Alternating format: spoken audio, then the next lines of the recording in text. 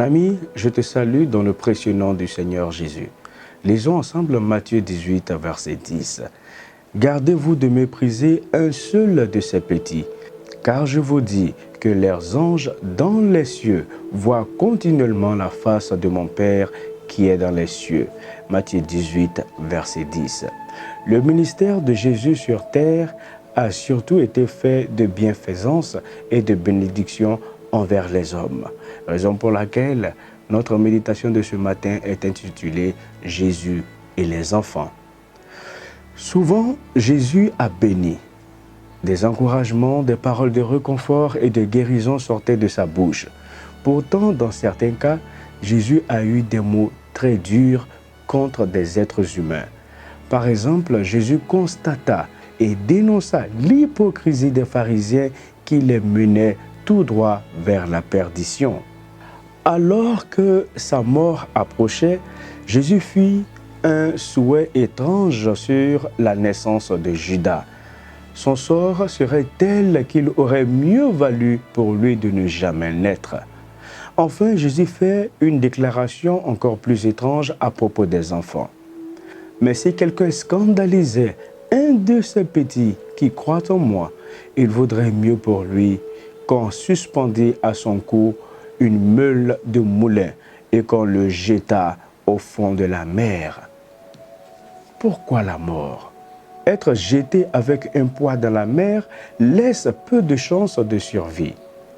Serait-elle préférable au fait de scandaliser, c'est-à-dire de provoquer la chute ou de faire trébucher un enfant? L'explication, cher ami, se trouve dans la place que les enfants ont aux yeux de Dieu, c'est-à-dire aux yeux de Christ.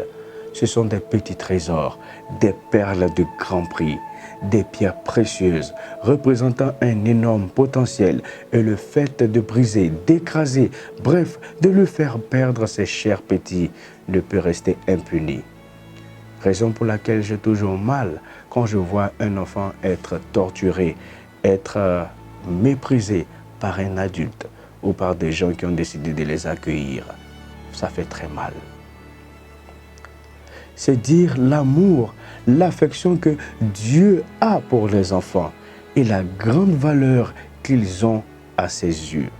D'ailleurs, il explique lui-même, « Gardez-vous de mépriser un seul de ces petits, car je vous dis que les anges dans les cieux voient continuellement la face de mon Père qui est dans les cieux. » Dieu est donc au courant de tout ce qui arrive à ces chers petits, car leurs anges gardiens sont tout près de lui.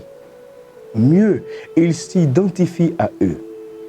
En effet, Jésus déclare, « Quiconque reçoit en mon nom un de ces petits-enfants me reçoit moi-même. Et quiconque me reçoit, reçoit non pas moi, mais celui qui m'a envoyé. » Qui n'a jamais rêvé de recevoir Jésus en chair et en os dans sa demeure? Pourtant, c'est écrit, et il a dit, « Quiconque reçoit en mon nom un seul de ces petits-enfants me reçoit moi-même. » Pourquoi voudriez-vous que Dieu descende pour que vous puissiez savoir qu'il est là en ce moment même? Pourtant, il a déjà dit dans sa parole, « Quiconque reçoit en mon nom un de ces petits-enfants me reçoit moi-même. »